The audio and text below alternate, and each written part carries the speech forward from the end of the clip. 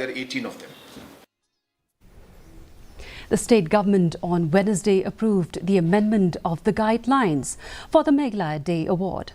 Speaking to the media, Chief Minister Conrad Sangma informed that the government has decided to increase the amount of Meghalaya Day Award from 1 lakh to 2 lakh rupees. He also informed that the government is also now broadening the entire process so that more people can recommend names directly through the online system.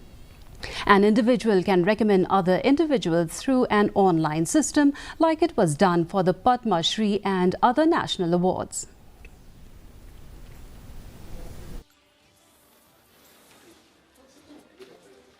Have decided to increase the amount of award from 1 lakh to 2 lakhs. As you know that this was done last in 2013.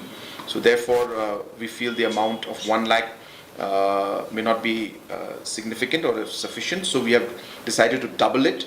So now from 1 lakh it will be increased to 2 lakhs. And number two, we have decided to also make the applications now online.